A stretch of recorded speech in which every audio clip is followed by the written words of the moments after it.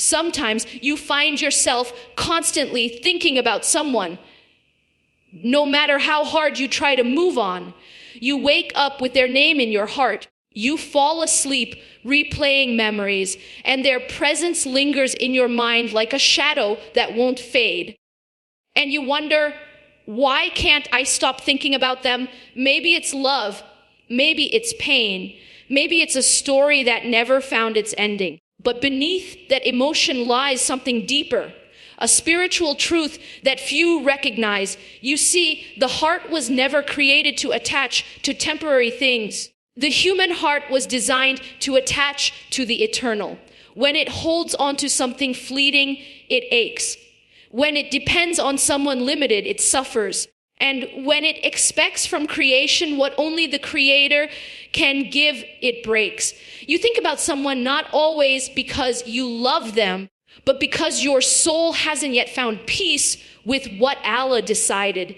It's a sign that your attachment still seeks closure from a human instead of surrender to the divine. And Allah, in His mercy, sometimes allows those thoughts to stay, not to torment you, but to teach you. He wants you to ask yourself, why does this person have so much power over my peace? Why do I let their silence disturb my heart? It's because we confuse connection with dependence.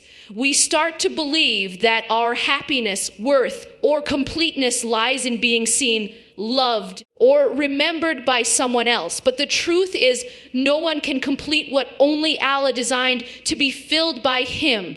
Love in itself is not wrong. Islam never told you to stop loving. It only asks that you love in the right order. Love people through Allah, not instead of Him. Because when your love flows through Him, it becomes a source of strength, not weakness. But when it bypasses Him, it turns into pain, longing, and endless thoughts you cannot escape. So if you find yourself constantly thinking about someone, pause and reflect. Perhaps Allah is gently pulling your heart back to Him. Perhaps He's showing you that your peace has been misplaced, that the person who occupies your thoughts was never meant to be your center. He was. And here's the beautiful truth. When you start remembering Allah more, the hold of everything else starts to fade. When your heart is filled with His remembrance, there's no room left for obsession. Not because you forget the person, but because you finally find peace that no memory can disturb. You stop asking, why can't I stop thinking about them? And start whispering, Lai Allah, thank you for reminding me where my heart belongs. Because sometimes the person who occupies your thoughts is not meant to stay in your life.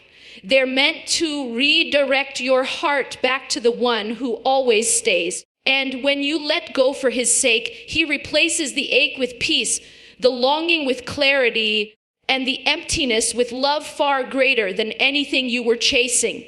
Remember, what you seek in them already exists in Him. The love, the attention, the warmth, the security, it was always Him, always. Attachment is the root of restlessness because it binds the heart to what was never meant to be permanent. When you become emotionally attached to someone or something, your peace starts to depend on its presence, its response, or its approval. And that's where the heart begins to tremble. The moment you give a part of your inner calm to something temporary, you give it the power to unbalance you. You give it the keys to your peace. Every unanswered message, every unmet expectation, every slight change in behavior becomes a reason for distress. The heart that was created to find stillness in remembrance of Allah begins to ache when it forgets its true anchor. In the silence of your thoughts, you might feel this pull, the kind that keeps you restless, waiting for a sign, a call, a word, something to ease the longing inside. But the reality is that no person or possession can ever fully quiet that noise within. Because what you are yearning for isn't them, it's what you believe they bring: comfort, love, security, purpose. And when they leave or change, you lose access to those feelings. not realizing they were never meant to come from anyone but Allah. Attachment turns the heart into a prisoner. You wake up thinking about what you might lose instead of what you already have. You replay moments that no longer exist, trying to extract meaning from memories that were meant to be lessons, not lifelines. The Prophet taught us to love in moderation, to care without dependency, because when love crosses the line of surrender, it becomes worship in disguise. It becomes a form of emotional slavery that drains your soul of peace. And that is why the more you cling to creation, the more anxious you feel. The cure is not to stop loving or caring, but to return love to its rightful place beneath the love of the Creator, to hold gently, to cherish sincerely, but to never forget that everything you love in this world is a trust, not a possession. You are meant to appreciate, not own. You are meant to be grateful, not dependent. The heart finds rest only when it releases what was never meant to be its source of peace. Thoughts follow what the heart worships, because the mind is merely a servant of the soul's deepest attachments. Whatever your heart reveres, your thoughts revolve around it, circling endlessly like planets around a sun. If your heart is filled with the love of this world, your mind will drown in worldly concerns. If your heart is filled with the remembrance of Allah, your thoughts will flow toward peace, clarity, and purpose. This is why what we think about most reveals what we truly love, because the heart leads and the mind obeys. When someone or something consumes your thoughts, it's not always because you choose to think of them, it's because your heart has given them residence. You can't easily remove what the heart has elevated, and that is why you might find your mind constantly returning to a person, a desire, or a dream, even when you try to distract yourself. The heart has its own gravity. It pulls your thoughts toward whatever it values most. If the heart worships attention, you will think endlessly about being seen. If the heart worships control, you will think endlessly about managing outcomes. If the heart worships love, you will think endlessly about who gives it and who withholds it. And if the heart worships Allah, you will think endlessly about pleasing Him, about finding His nearness, about returning to Him in peace. Every repeated thought is a reflection of devotion. The heart cannot hide its master. The one you keep remembering, the one you keep missing, the one you keep worrying about, that is who your heart has chosen as its object of worship. Not in the sense of prayer or prostration, but in the sense of emotional dependency. You may not call it worship, but the heart does not need words to bow. It bows through attention, through longing, through fear of loss. That is why purification of the heart is not only about actions, but about thoughts. Because what you constantly think of, you slowly become enslaved to. When your thoughts are filled with someone who has left, it's not only nostalgia, it's a sign of misplacement. The heart has turned toward creation instead of the Creator. It seeks light from something that cannot shine on its own. It's like standing before a mirror and expecting sunlight. The mirror can only reflect light, but it can never be the source. Likewise, the people you love can reflect mercy, kindness, and warmth, but they are not the origin of it. Allah is the source, and they are merely the means. When you forget this, your thoughts begin to orbit around the reflection instead of the source, creating an endless loop of attachment and disappointment. So the mind keeps chasing peace through what the heart adores, not realizing that the peace it seeks lies beyond what it worships. The moment you realign your heart with Allah, your thoughts follow. The anxiety begins to soften, the obsessive patterns begin to fade, and your mind starts to find rest because it finally serves a heart that is in submission, not in desperation. Love is not the problem, dependency is. Love in its purest form is one of the most beautiful gifts Allah has placed within the human heart. It's what binds families, builds communities, and connects souls across time and distance. Love is a reflection of divine mercy, a glimpse of the tenderness that comes from the one who is Al-Wadud, the most loving. But when love becomes distorted by dependency, it stops being a blessing and starts becoming a burden. It transforms from something that uplifts the soul into something that chains it. Dependency happens when love crosses the line from appreciation to attachment, from connection to possession. You begin to believe that without this person, your life will collapse, that your happiness cannot exist unless they are near. This belief turns love into fear, fear of losing, fear of being forgotten, fear of being replaced. The heart that was meant to love freely for the sake of Allah becomes enslaved by what it cannot control. You start measuring your worth through someone else's attention and your peace through their consistency. When they give, you feel alive. When they withdraw, you feel empty. This is not love anymore. It's dependency disguised as devotion. The human heart was created to love, but it was never designed to depend on creation for fulfillment. Dependency drains both people. One feels suffocated by the weight of expectation, and the other feels abandoned by the slightest shift in affection. You hold on tighter, trying to protect what was never truly yours to begin with. And the tighter you grip, the more it slips through your fingers. Because love is not meant to be controlled, it's meant to be purified. And purification happens when you release the illusion that someone else holds the key to your peace. True love allows freedom. It does not demand constant reassurance. It does not thrive on possession. It flows from a heart that is already whole, not one that is searching for completion in another. Dependency also creates spiritual blindness. You begin to prioritize the person above your own values, above your connection with Allah, above your peace. You make excuses for pain that you should never tolerate. You lose sleep trying to fix what was never meant to be fixed by you. You start to forget who you were before you met them because your identity slowly dissolves into theirs. That's what dependency does. It convinces you that losing them means losing yourself.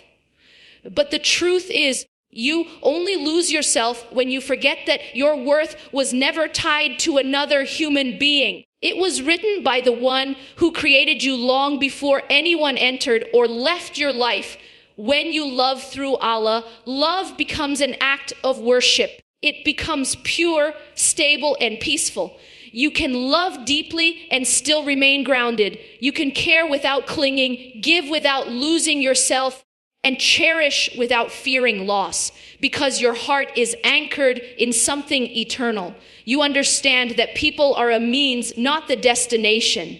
You appreciate the beauty they bring into your life without expecting them to be your source of peace. And when they leave, your world doesn't collapse because your foundation wasn't built on them. It was built on Him. So love freely, but love consciously. Love sincerely, but love with balance. Let love soften you, not enslave you.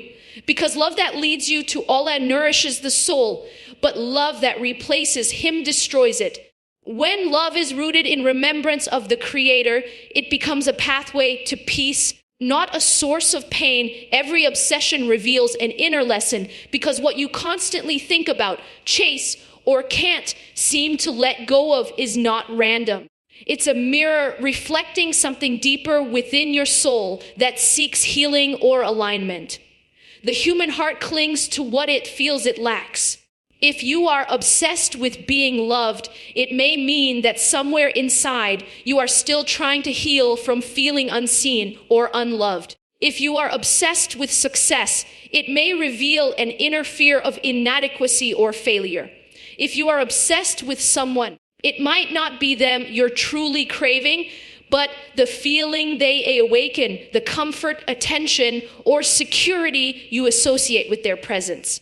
Every obsession carries a divine message about what part of you needs to be understood, healed, or returned to Allah. Allah, in His wisdom, allows certain attachments to enter your life, not to punish you, but to expose your vulnerabilities. The things that disturb your peace are often the things that reveal your hidden wounds. You might ask yourself, why can't I stop thinking about this person? Why does this desire consume me? The answer lies not in the person or the object itself, but in what it represents to your heart. Perhaps that person symbolizes the validation you never received, or the affection you've been deprived of. Perhaps that dream symbolizes the control you wish you had in a world that feels uncertain. Every fixation is a teacher in disguise, pointing you toward a spiritual imbalance that only remembrance of Allah can restore. Becomes dangerous when you start confusing it with purpose. You pour all your energy into pursuing what you think will complete you, only to find yourself emptier than before. You keep chasing the feeling, thinking that maybe once you get what you want, the longing will stop. But the reality is that the more you feed an obsession, the hungrier it becomes. Because what you're really starving for is not the thing itself, but the peace you think it will bring. And peace is not found in creation, it's found in the Creator. Allah does not deprive you when He removes something you're obsessed with. He redirects you toward what truly satisfies the soul. When you sit with your obsessions instead of running from them, they start to reveal their message. You begin to see that the person you can't stop thinking about may be showing you your need for deeper self-love or reliance on Allah. The goal you can't stop chasing might be revealing your struggle with trust in His timing. The fear you can't stop replaying might be showing you how much your heart craves security, not through control, but through surrender. These obsessions are spiritual alarms, waking you up to where your peace has been misplaced. They expose the false gods of the heart, the people, desires, and outcomes you've unknowingly placed above Allah in moments of desperation. You cannot heal an obsession by suppressing it. You heal it by understanding it, by asking what it came to teach you. You begin to shift from asking, why can't I stop thinking about this? To, what is this thought trying to show me? When you approach it with compassion and self-awareness, the attachment begins to lose its grip, because awareness is the first step toward freedom. The heart starts to unlearn its dependency on what it thought it needed, and it begins to remember that everything it seeks already exists in the nearness of Allah. Sometimes Allah allows you to obsess over something so that you can finally confront the emptiness you've been avoiding. The ache becomes the doorway to remembrance. The restlessness becomes the push toward surrender. What you once saw as a curse becomes a sign that your heart is being invited back to its true source of peace. Every obsession is a test of where your loyalty lies. Will you keep worshiping what drains you, or will you return to what fulfills you? Every time you let go, a layer of your heart becomes lighter. Every time you surrender, you reclaim your power. And through this process, you realize that your obsessions were never meant to define you. They were meant to guide you back home. When you begin to see your obsessions as spiritual lessons, not punishments, everything changes. You stop seeing yourself as weak for caring too much or thinking too much. You start recognizing that your sensitivity is simply your heart's way of calling for alignment.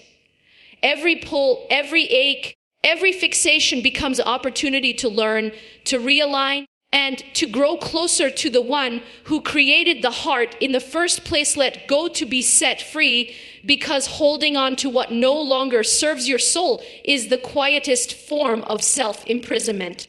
You hold on to people, to memories, to moments that once made you feel alive, and without realizing it, you begin to lose yourself in the weight of what has already passed.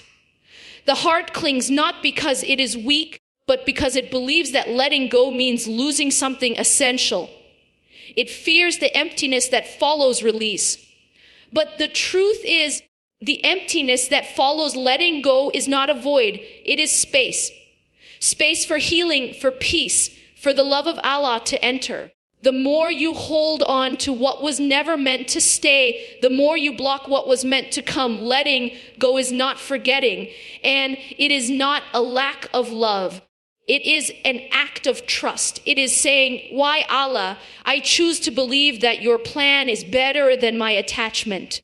It is surrendering the illusion of control, the false belief that your heart can keep what destiny has already released. When you hold tightly to what Allah is trying to remove, you create your own suffering. You confuse possession with peace and control with safety. But peace does not come from clinging, it comes from accepting. Safety is not found in holding on, it is found in believing that whatever leaves was never meant to harm you, only to teach you. The hardest part of letting go is the silence that follows. When you no longer have someone to text, someone to think about, someone to wait for, the mind panics. It feels unnatural to not chase what once defined your days. You start to question your worth, wondering if you're incomplete without them. But this silence is sacred. It is the sound of your heart recalibrating, the stillness where Allah begins to heal what attachment wounded. Every tear, every pang of longing, every moment of emptiness is part of that healing.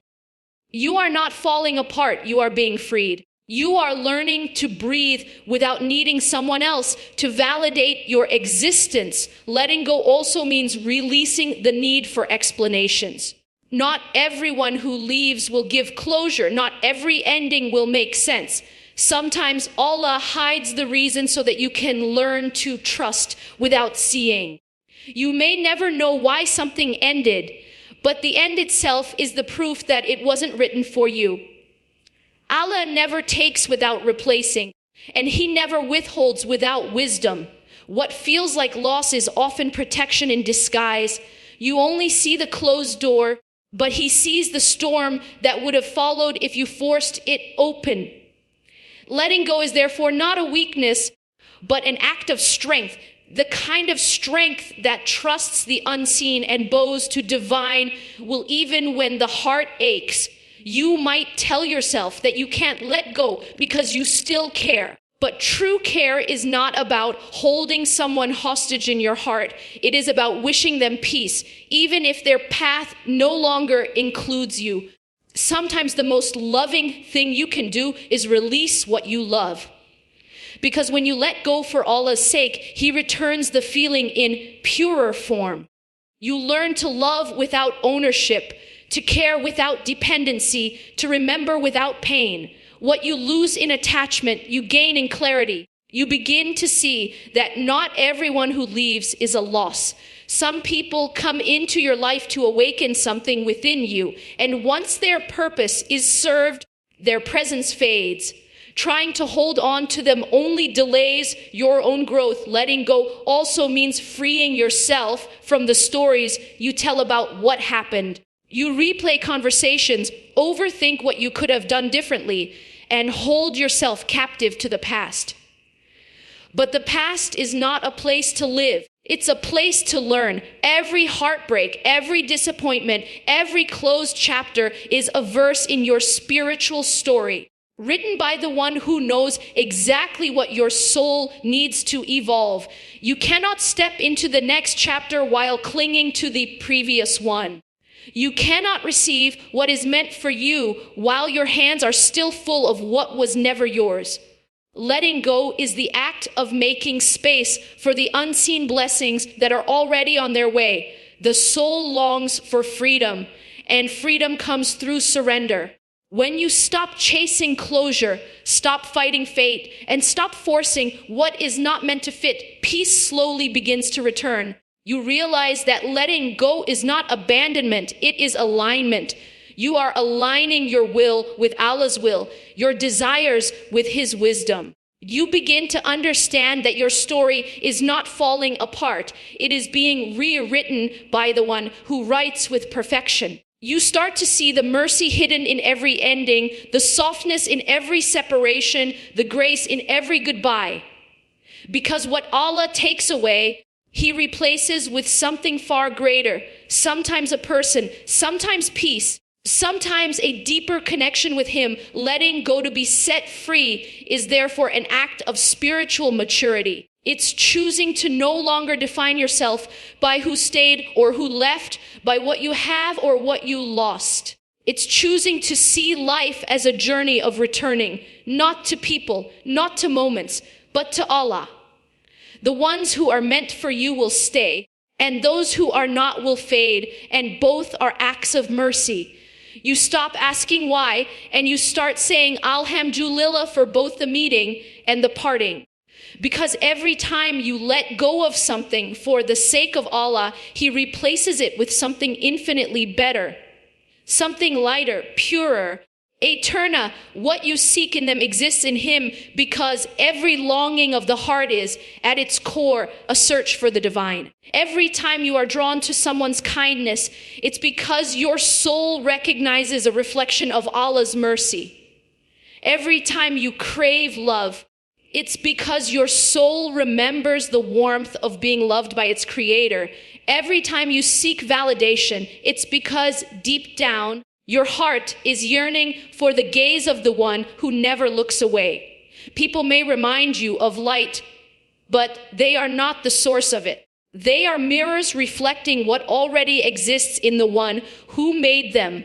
When you seek what only Allah can give through the hands of others, you inevitably end up disappointed, not because people are cruel, but because they were never meant to be your source. You search for love in faces that smile at you, for peace in voices that comfort you, for purpose in relationships that make you feel seen. You attach your worth to how someone makes you feel, believing that if they love you enough, you will finally be whole. But this illusion of completeness is what keeps the heart restless. No human can fill a void that was designed for divine connection. When you depend on someone for your happiness, you are asking them to carry a weight they were never created to bear. People are temporary. Their attention, affection, and presence are fleeting. Allah alone is constant. He is the only one whose love is not bound by condition, whose mercy does not fade with time, whose nearness is not lost when others walk away. You fall in love with traits that reflect His attributes: compassion, patience, understanding, strength. You are drawn to kindness because He is Ar-Rahman, the most merciful. You are moved by generosity because He is Al-Kareem, the most generous. You feel safe in someone's protection because He is Al-Hafiz, the protector. The mistake is not in loving these qualities, but in thinking they belong to the person instead of realizing they originate from Him. When someone shows you mercy, it is His mercy passing through their hands.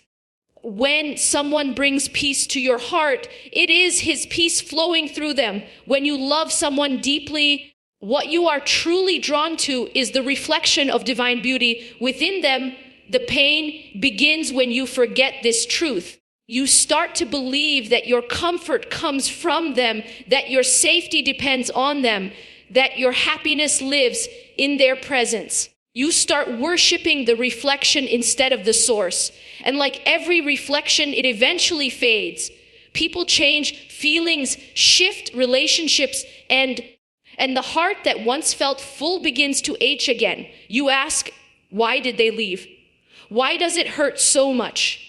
But the real question is, why did I place my peace in something that was never mine to keep?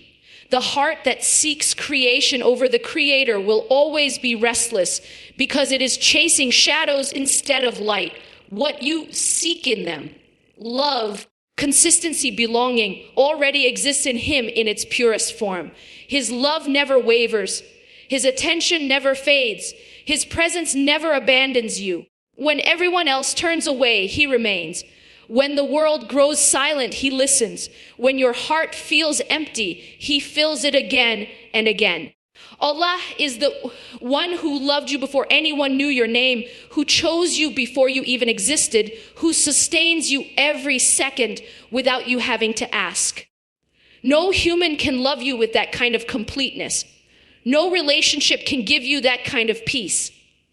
Every person you meet is simply a reminder, a glimpse of the one who loves you beyond all measure. The most beautiful thing happens when you finally realize that everything you were searching for in people was already within your reach through him. You stop begging for attention because you remember that he is as Sami, the all-hearing, who hears every unspoken prayer in your heart. You stop chasing love that hurts because you remember that he is Al-Wadud, the most loving, whose affection never depends on your perfection. You stop fearing loss because you remember that he is Al-Baqi, the everlasting, the only one who never leaves.